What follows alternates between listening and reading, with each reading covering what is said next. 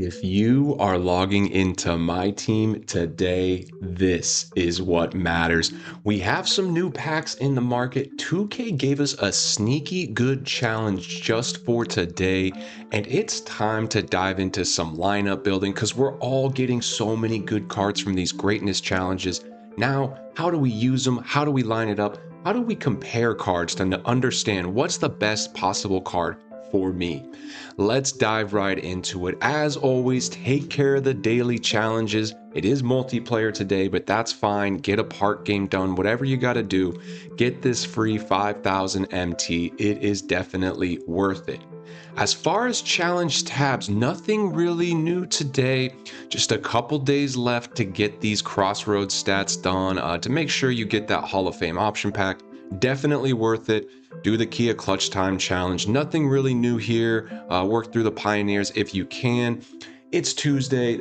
Sometimes we get challenges here. Not too worried about no challenges. We do have a ton of content to work on. Weekly challenges have gone away. I can't even go into it. I'm clicking A. There's just nothing in there. Training challenge is always worth it, and the signature challenge worth it as well. Now, I mentioned a sneaky good challenge that 2K released. Sometimes they do this. You gotta look down here to see the Players of the Week double rep, and it says until 2 a.m. play with Dylan Brooks or Brandon Miller to earn double rep in all modes. This is really big. We had that double rep all weekend. We really enjoyed that. It is very easy to build rep when it's double rep. So I definitely recommend taking advantage of this. It's as easy as putting a Dylan Brooks and one of your lineups. I've been doing it in pretty much every mode. I'm grinding a few different things right now. Here's my clutch time lineup. All you have to do is have a Dylan Brooks card or Brandon Miller, and you're gonna get double rep. I already repped up today actually from this. I'm up to Amethyst 5. I'm starting to get some great rewards, and it's those coaching points that are really, really valuable. I'm starting to have access to quite a bit of Hall of Fame badges. I could have parceled them out a little more wisely. I didn't fully understand the coaching system early in the year, but starting to get it now, and you can see, between some of my coaches, I'm able to get quite a few Hall of Fame badges, gold badges, things like that. So keep repping up, take advantage of this, and it's kind of it's a little thing, but it's a cool thing that 2K's doing just to get people playing today. If you have a Brandon Miller, Dylan Brooks you're comfortable taking online, that would be nice. A little easier in Showdown to hide them on the bench. Park might not be as simple. But either way, if you're grinding today, definitely take advantage of that because it is worth it. But other than that, nothing too new on challenges. We're making great progress on greatness. We like greatness. We talk about greatness every day. Even if there wasn't this set, we would still talk about greatness. But yeah, we finished KG, super smooth sailing. I'm really honed in on Bird now. Look, I've gotten all the challenges done. All I need to do is just a casual 800 more assists. So we'll get that done. It goes a little quicker than you think, but it plays perfect on the other things I'm focused on. I really just need to make a bunch of threes. We've got most of the challenges done, just a few more players. I added up all the threes I need to make for these challenges. It's hundreds and hundreds of less than the total number of threes I need to make. So really all I need to focus on now is getting assists and getting 3 points made. And it goes perfect with knocking out the individual point challenges. So I'm just finding guys like Trae Young. I'm going to get his 56 points and make sure every one of his points comes from an assist and every one of his points is hopefully a 3-point shot. So I'll just start knocking out all these individual challenges, and at the same time, I'm just farming 3-point mades and assists. That's my personal strategy. I know everyone's divvying it up a little bit differently, but for me, I've had great progress. We got KG, we're close to Bird, that's going to get me really close to Curry, and then soon behind will be Allen Iverson, and I'm slowly but surely getting some dunks done. I've got most of the lower number dunks. Sometimes I just throw one dunk guy with my assist guy and my scorer. Like I put Trae Young and maybe 1 or 2 buckets a game I'll let be a dunk, and the rest will be Trae Young threes. For example, And, today maybe you play a little clutch time because it's a little easier. This isn't a lineup, for example. I was getting assists with Dumars, and then had Brooks getting me double rep, and then just getting a few dunks with Bantam, Hickson, and Charlie Scott was scoring the majority of points. So you can get really creative today with your grind. And that's what I like. That's when it's kind of fun. Between greatness, double rep, we definitely have some room to be creative, let alone like domination and things like that. And that does take us right into the play tab. Nothing really new today except we have the double rep, so keep that in mind. King of the Court rewards, hopefully they get updated maybe on Friday with the new set they do, but that's a few days away, so we'll keep that in our line of sight, but nothing too crucial today. We will probably play some Park. I'm planning on streaming tonight. I know I missed last night's stream, but I want to play some Park. I got my multiplayer game done, played one quick game of Park. I'm having a ton of fun with my new card. This Dyson Daniels, he is really built for Park. Really, I pair him with two bigs. His jump shot's super smooth. His defense is insane. So a card like that, motivates me to play a little bit. Like I said, sometimes we just spend empty. He's not $1 million card. He's a 100K card. It's like I bought a new toy. I'm going to play with it for a little bit, and then I'm going to sell it. But while I have it, I do want to play online and have some fun. So yeah, we'll probably dabble with some Park today. But whatever mode you're doing, whether it's Showdown, All-Stars, still get that Season 4 exchange piece. We have talked about it, the anchor of the grind, the season, and I know the season's wrapping up.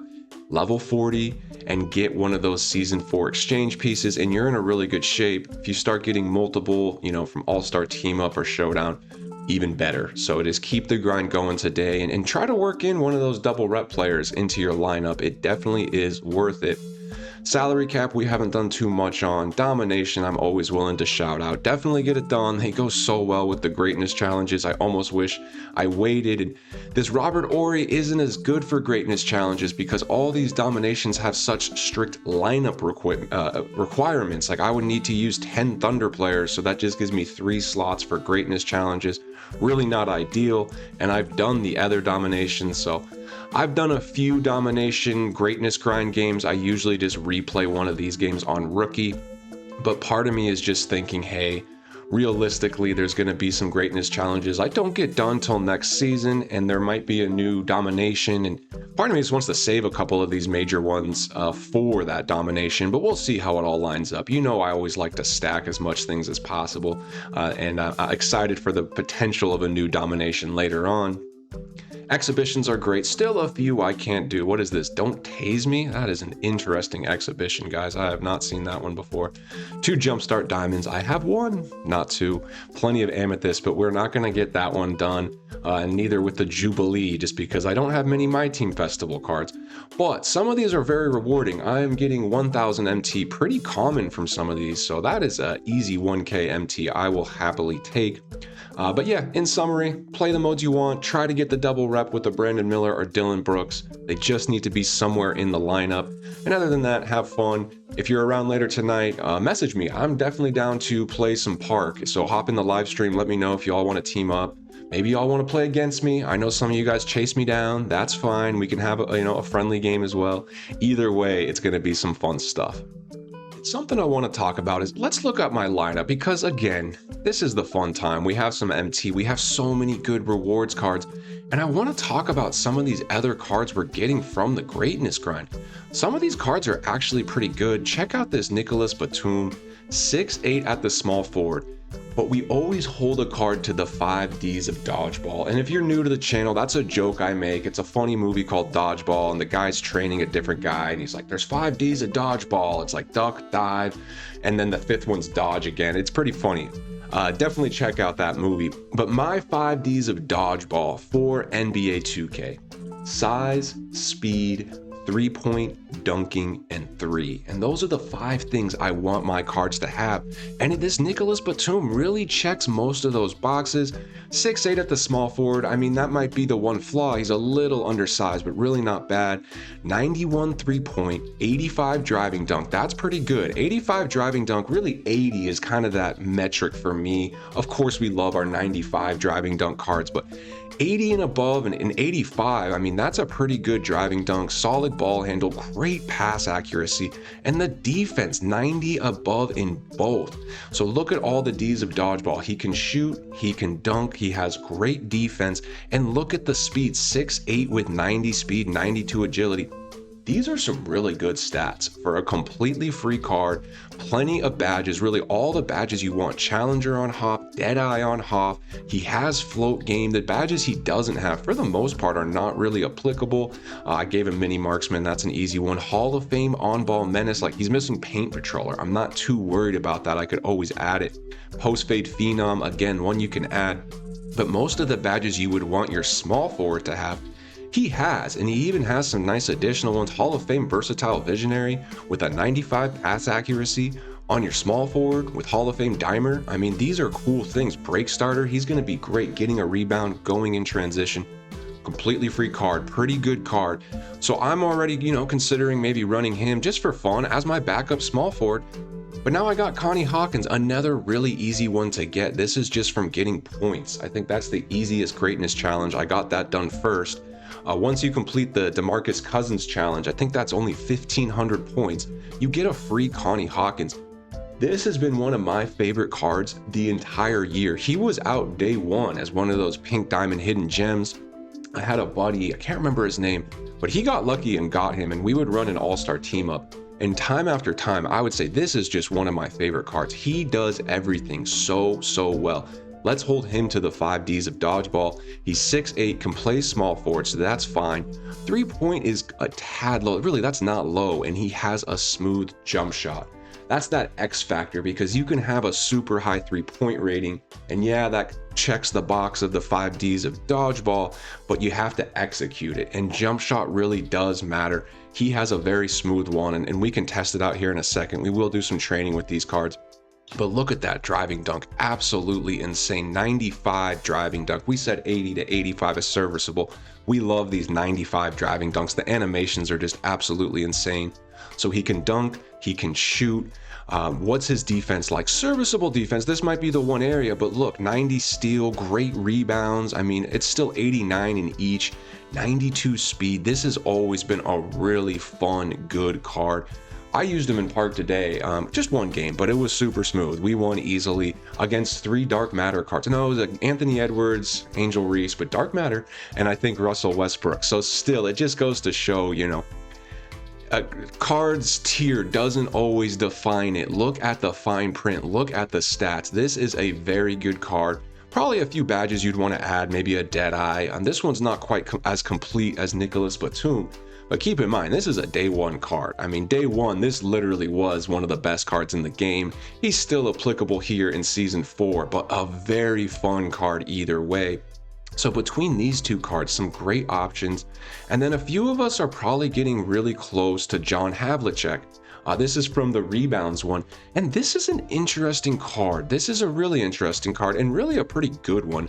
And I want to compare him to Kamara, because I actually do prefer Kamara. If I was to build a lineup, I would choose Kamara, and I want to compare why. John Havlicek definitely checks a good number of the boxes, a little bit undersized at shooting guard, but let's just do a direct comparison with Kamara here. And to directly compare a card, it is a little wonky. First, we had to take Kamara out of the lineup, because if I just wanted to move him in there, you can't actually compare. So you have to try to replace him. And then you got to filter through and find the specific card. So let's go find Kamara. He's actually a small forward. And then you have to just hit Y. Now they're already comparing him. And now they don't take this card screen out, which is kind of annoying. So you have to just hit down on the D-pad and we can start comparing stats now. And offensively, Havlicek does have a bit of an edge, but it's nothing that's major. I mean, they both can shoot the 3. 88, 94, I'm happy with either. You can make the argument with driving dunk, 80, 85, I'm pretty happy. But Kamara does have 2 inches on him, and that's big on dunking in particular. So offense for me, it's almost a push. Yes, Havlicek can shoot a little bit better. That driving layup will come in handy. 95 driving layup is nice, but we're really looking for dunks. So I would say offense is a bit of a push, ball handle, pass accuracy. Defensively, they really are both elite. This John Havlicek is a good card. If you don't have Kamara yet, or if you're, whatever reason, if you just want to run this card, he is a good card defensively. 97 perimeter defense, 95 steal. But it's still about a push, especially when you factor in Kamara's 90 block. I have seen this card get so many impressive chase down blocks, and 74 is really a huge difference. So defensively, I almost give the slight edge to Kamara. Plus, he has a bit more size, and then he has significant speed. So we're doing the 5Ds of Dodgeball here. Size goes to Kamara. 3-point or speed goes to Kamara. 3-point we give Havlicek the edge, but it's not as significant as speed. And then dunking, Kamara has the edge. And defense, kind of a push, but I would give it to Kamara just because of that block. So it's a great example as here in Season 4, a diamond is, in my opinion, much better than John Havlicek. And we could look at the jump shots, and we will, and that might be something that kind of actually changes it. But for the most part, at least on paper, you can come in and make that type of decision. And before I move on, look at a few of the stats that Havlicek actually has significantly better than Kamara, and it's stats that actually don't matter. And it's like post control, that kind of matters, but and sorry, that's actually a Kamara advantage. That's not even one I'll give Kamara a big advantage. You're probably not backing down a ton of people. Standing dunk, again, it's significant, but not too significant. But I'm looking at things like stamina is somewhat important. Defensive consistency, that's not a huge thing. Pass perception, that's not a huge thing. There's one other one that's just not too important. Pass IQ. You're manually doing all passes, unless you're on player lock, but you're not playing player lock in a competitive mode. Pass IQ really doesn't mean anything. So it's like 12 extra pass IQ is how they're slightly boosting this to a 98 overall compared to Kamara, that's a 94 overall. But when you look at the fine print, in my eyes, Kamara is a significantly, maybe not significantly, but definitely a better card. And one good thing to do is, hop into training mode, put the settings, the CPU sliders, put it to Hall of Fame. If you can make it on Hall of Fame, you can make it on anything, and shoot around with some of these cards. We can start with Havlicek. He has a pretty nice jump shot. The truth is, so does Kamara. So, as I totally bricked that one, we'll start a little closer. But no, it's pretty smooth. Like we said, we're just looking for that jump shot where it just kind of goes on the head and you flick. It want it to be as simple, as quick as possible. People that get frustrated with jump shots, it's just like a hitch. Like, why don't they just bring it straight up to shoot? And once you find cards that kind of do that similar motion, it's easy to green with a new card. They kind of, a good jump shot, they all have that similar motion of just bring it to the head and shoot. But you can see, Kamara has a really nice jump shot. It's, as I'm bricking another one, but he has a very nice jump shot. I would say hairs different than that Havlicek. So if I had to hit a wide open 3 with either of them, I would say either one.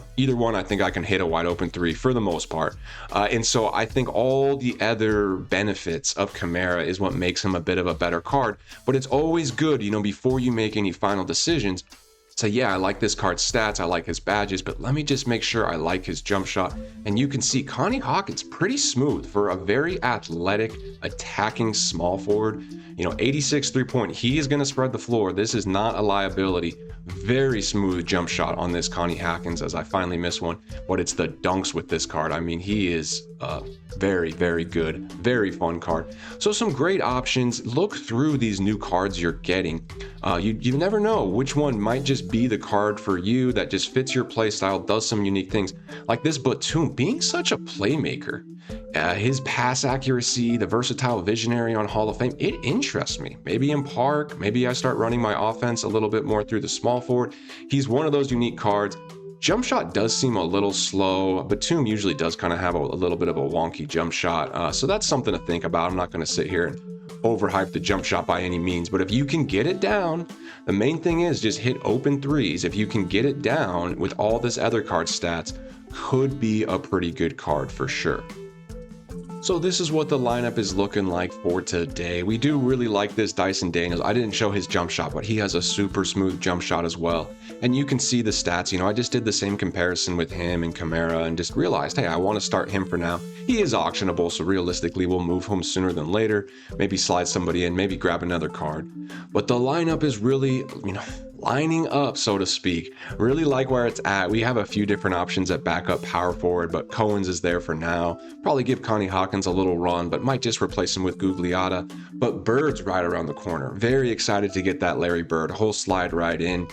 So yeah, I think the lineup's in a great spot. Just wanted to share it with you guys and wanted to review like how I analyze a card that's going into my lineup. Every single one of these cards, in my opinion, has the 5 Ds of dodgeball, respectively to its position. Oscar Robertson 6'5" at the shooting guard. That is great size. We could go over all the other stats. I mean, 3-point dunking, just serviceable, but that's like his one area that could be a little improved.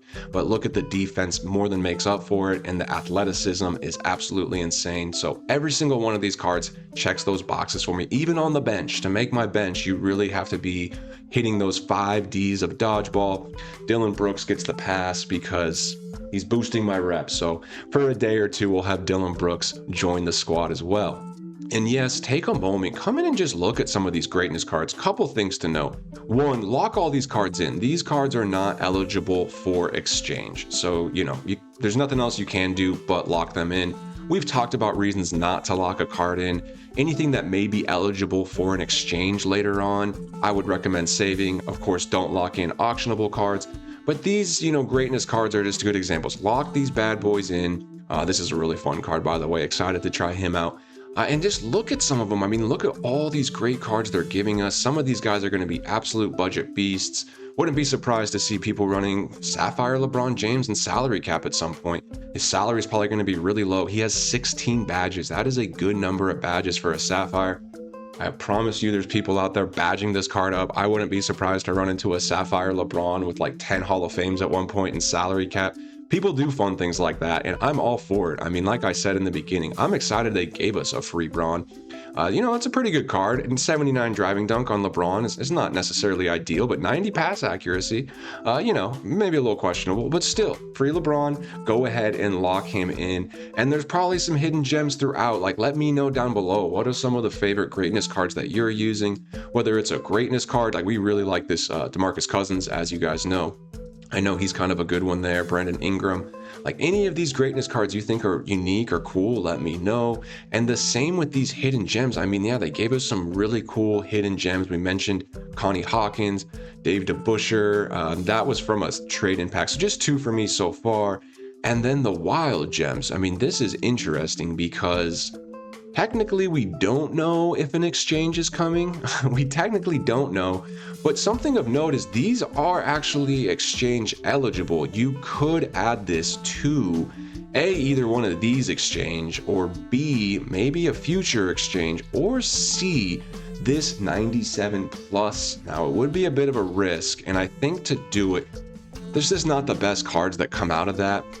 But to do it, you would still need to buy a card, I believe, because you need a center or power forward. You could put in the Galaxy Opal Rick Barry. That is a free card, but you might get that Rick Barry out of this. It'd be kind of a risk. You might get a better card. I think hidden gems can come out of this too. I will probably end up doing this. Once I make sure I get all the stats done. I think Joe Dumars he's not too good. Is he point guard eligible? He is point guard eligible. 90 ball handle. Like this would probably be one you'd be okay. He has good defense, don't get me wrong, but I just don't see myself using Joe Dumars too much. I probably would want to keep the John Stockton, but I could probably let go of maybe Joe Dumars and Calvin Murphy once I make sure their stats are done.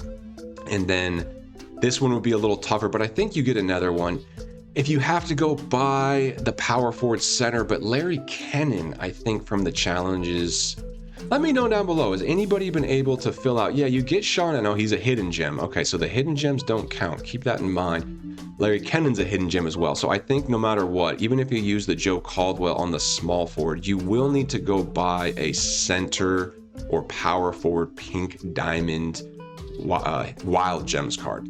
I think you will. May or may not be worth it. I'm actually curious. What are those going for? Did they see a little bump all of a sudden? Position, power forward. I mean, we saw these cards pretty cheap. Let's go 40K, nothing. Now, what about all positions? Okay. We're getting somewhere. Bear with me here, guys. We're learning. Do like to learn. Okay, all positions. Oh, What are pink diamond wild gem prices right now? 59, about 50. Okay, about 50. And do we see, we don't see a lot of centers. Yeah, I'm guessing the centers and power forwards are going to be a bit elevated, really for that specific reason, because we get a bunch of free of the other positions. The other positions of wild gems should be supplied from the greatness grind. And so, wow, a lot of these have gone up. I actually bought a Brad Miller not long ago. It's probably gone up in value. Keep an eye on center and power forward pink diamond wild gems. Just for the short term, I don't see a huge reason for them to hold value too long. And the exchange itself is not that good in my opinion. I just kind of want to do it, but you can see the Galaxy Opal wild gems aren't necessarily that great. I think Oscar Robinson's probably like one of the best ones. We bought him. He wasn't cheap. I mean, yeah, he's not super cheap or anything. Not even one in the auction house. We got ours for 200, but you might just get that same Rick Barry. A lot of people pulled like Tony Parker out of this. There is a few W's, like don't get me wrong. You know, there's a few W's. Jason Tatum's okay. Larry Johnson's pretty good, but yeah, it's still 50-50. So I wouldn't give up a lot to get one of these to do that exchange. If you can get a cheap power forward or center pink diamond wild gem, it may be worth it. Something to think about. But yeah, either way, we get some greatness cards in the lineup, and we get some really fun and cool hidden and wild gems to move and groove with in your lineup or possibly in the exchange. And while we're on this tab, we can just review, yeah, Battlegrounds Festival, nothing really going on. Season 4, try to get it done. We have plenty of time to get that mode completion piece, whichever one you're going after. As far as the pack market, they did add some new things. Unfortunately, no MT packs, which we kind of like because then more packs get open, even though we recommend for viewers of the channel to never rip packs with MT, unless you're in a dire situation, maybe chasing a festival piece or something. For the most part, packs with MT are just not worth it, in my opinion. The chance of you pulling a 20k card out of this pack is so slim. But for the packs today, they're all VC only, and I don't see anything worth opening up the bank for, personally. And I do have a little VC from the Pro Pass, and that's what, you know, on this channel, we're technically not no money spent. We just do the Pro Pass, but we don't do any VC or anything like that. And I have 50,000 from the Pro Pass. I'm not spending it on anything in here. I will continue to hold that. I don't want 4 of these packs. It's an 84 plus. So when it's 84 plus, you have like a 95% chance of it being an 84. So just keep that in mind. So yeah, I'm not super excited about that. These are interesting. I mean, getting every legend badge for what, like $150 or something like that. Let's see. I don't even want to know how much it is for 450,000 VC. Only $100. Okay. $100 gets you every legend badge in the game.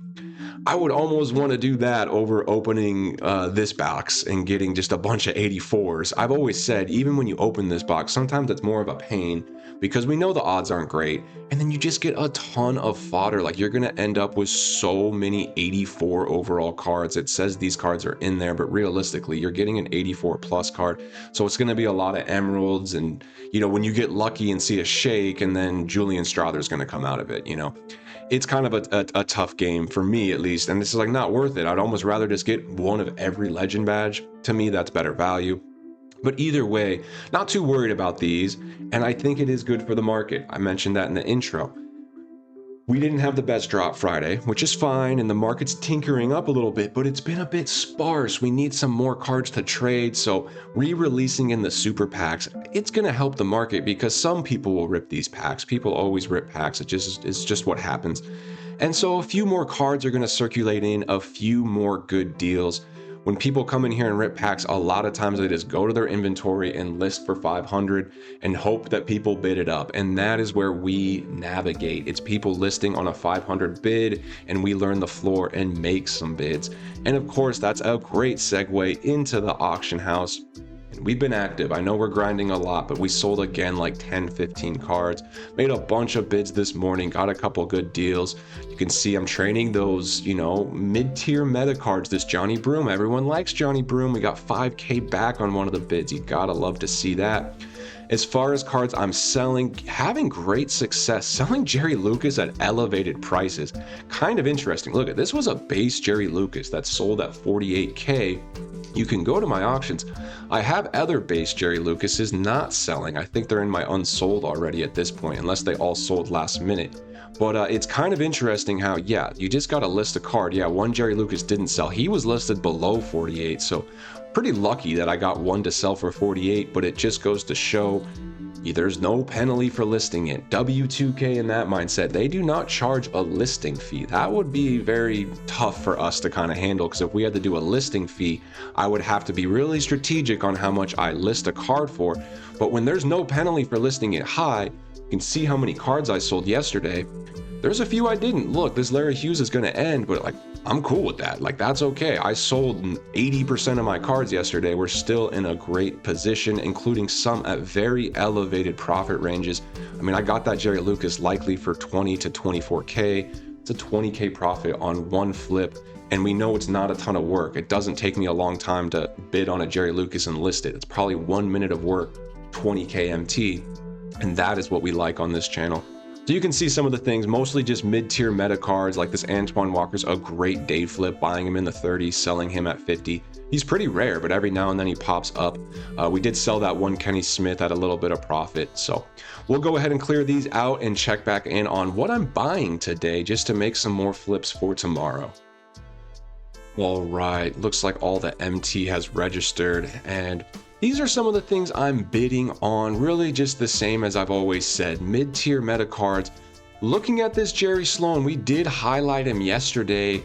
I said he's the best card of the set. I meant best pink diamond of the set with, Galaxy Opal and Dark Matters excluded. I think he's the best card of the set for us to trade because he is pretty good. He's, 5Ds of Dodgeball. He can shoot. There's that 80 limit, so he's at least at the threshold. Really good defense, though. This guy is not just an average defender. He's not just a good defender. He's a really, really good borderline elite defender with 97 perimeter, 90 interior. It's always nice when they have that interior with the perimeter. 96 steal, that is no joke. 88 block, we like the block.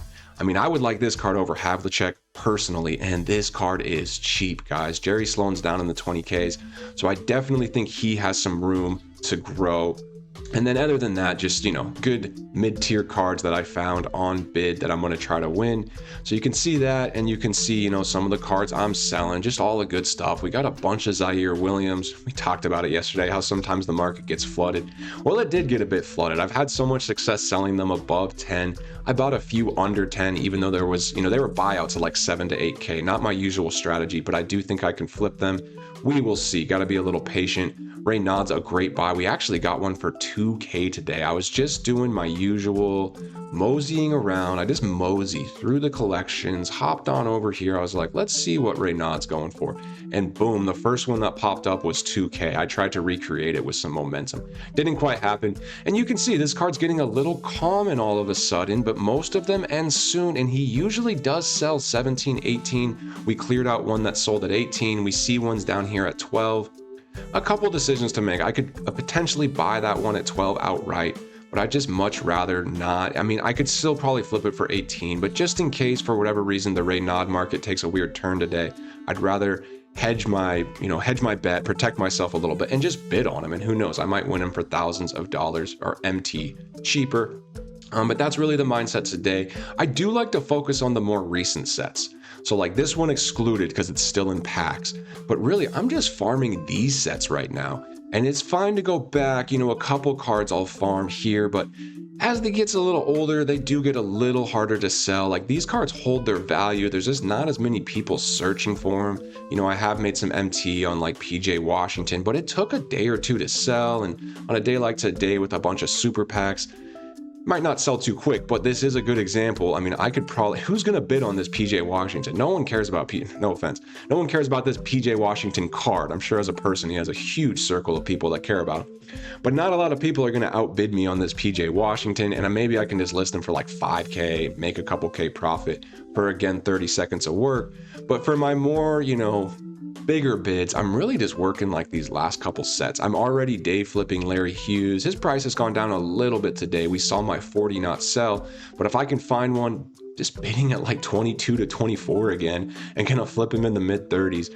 Already a pretty simple day flip because his price has stabilized. Same with Jerry Lucas. I mean, we saw some weird activity with some of mine selling at a bit higher rates. He's kind of gone down today. I see him bouncing back up a little bit.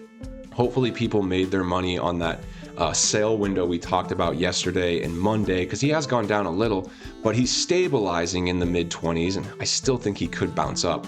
But I'm just going to bid in the teens and try to win a couple. Maybe would bid on that 17, but it's already up there. So day flipping these more recent sets, Beast have been really good to me. These Amethysts are just holding value, and then Aldama, he gets rare, but I did get one today for 15k MT. Another active bid there. And it's weird because he can go mid 20s to 40s like in a few hours. So we'll see how those end up selling. Eddie Jones got super rare, but he's not like going crazy in price. You know, it's funny how a card is this rare, but if I listed an Eddie Jones for 80k, it probably still wouldn't sell. You still got to sell around 50, 60k. So just keep that in mind. I think Anthony Black is a great card to trade. I wouldn't hold him long term, but if you can find Anthony Black in the 60s to 70s, usually you can list on a buyout and he'll sell pretty quick.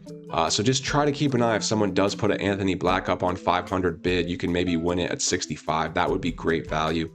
And just work through the recent sets, and then this your other staples. I do, you know, in the season 3 tab, have a few staples like this Nas Reed, boom, 12 hours left, a little long, but why not? Let's go ahead and put like a 15k bid. Wouldn't be surprised if that just gets bought outright, but that's fine. We will do a price check on Dyson Daniels because we bought a Dyson Daniels. So now we start price monitoring. I had to understand my investment, and it's really just stayed the same. But I see two great opportunities right here. And just while I finish checking here, I mean, mine has some extra badges. Look at this one. You know, what does he go for? Because mine's going to go for less. So I know that. But I still think if I put mine up on 100k buyout, he probably gets swooped up pretty quick, which means worst case, I lose 10k. Happy to lose 10k on a fun card that I can use, but let's talk about how we can make MT on this card because I see some great opportunities. This one right here, does he get bought outright? Maybe, maybe not, but if he doesn't, then we know 100k is too high for him. Put his buy now for like guaranteed buy now price on a stock one, probably around 90. So still bid about 70. This is a pretty good card. I will bid 70 on that Dyson Daniels, and I will bid, this one doesn't have any other badges, just like 63. Let's see if I can win a Dyson below 70 and just try to flip at like 92. Great profit, great profit. Maybe even a little higher than 92, and hopefully we get a few thousand MT back on the bid itself. But yes, we didn't see any Anthony Black, but I see a few opportunities here to make MT, and that's kind of the mindset. Like, I'm not honed in on one card. I'm honed in on a mindset that I can apply to any card. And the most important thing is understanding what will the card sell at. I know these Asar Thompsons sell right around 30. I've sold one at 33. 25's cutting it a bit too close, but 500 has a ton of room to, you know, a ton of room. I would say confidently I could sell them at 28, maybe 26. Let's bid 20. The only issue with this is there's 10 hours left. So usually I try to do it with a little shorter time left. But on days like today, where it's just a little slimmer pickings, I might be more open to making some long-term bids. But that's my mindset for the day. Keep working through the past sets, find the deals, and then, you know, along with that, work your filters. We can definitely do a quick Derek Queen check to see, is he going to make me some MT today? Interesting, great opportunity. 3 hours left at 500 bid. Whoa, whoa, whoa. I think we can win this card. Let's buy him or get him for like 20. Might as well bid on this one. I know it's 10 hours away, but might as well. Cool. Nice little section of me moving and grooving in the auction house. Other than that, work your filters, guys. I know we reviewed that, so we won't today. Maybe tomorrow we'll do a little bit more filter focus, but there should be plenty of ways to move and groove in the auction house. Super packs are a good thing for us. More cards in circulation to start trading. I don't recommend you open the bank for these guys. I don't recommend you use any VC you have from the Pro Pass for these guys. Just my personal opinion. If you want to, go for it. I mean, they are super packs, so you know, it's up to you. But for me, I'm just like, sweet, we're gonna make a bunch more MT in the auction house, and we are kind of closing in on 6 million. I know it doesn't fully look like it. I mean, we just have maybe like 200,000 of bids out right now. You can see, I mean, it adds up quick, including some heavy ones with these Dyson Daniels. And we also have maybe a couple 100,000 of cards that should be sold in the next 72 hours or so. So we actually are pretty close to 6 million, which is a cool spot. I was looking at some of my videos really not that long ago. It's kind of tough to tell because I never know exactly. Like 2 weeks ago, I looked at my video, I was at like 3 million MT, but I might have had a card or two. But still, the MT is really growing on this account, and I'm hearing a lot of success stories about you guys growing your MT. So we're in it together. Makes me happy that all of us are just getting really strong, good accounts with fun, good lineups like this one and my Kings theme team, this beautiful lineup, which we will be releasing episode 2 in the next few days. We're going to have game 2 and game 3 for the Kings theme team game as well. So I appreciate all you guys tapping in. Please do like and subscribe. It means a lot. If you guys want up-to-date daily analysis of what to grind, how to make MT in the auction house, and how to build out good lineups, this is the channel for you guys. Thank you for tapping in. I hope everybody has a great Tuesday. Much love and peace.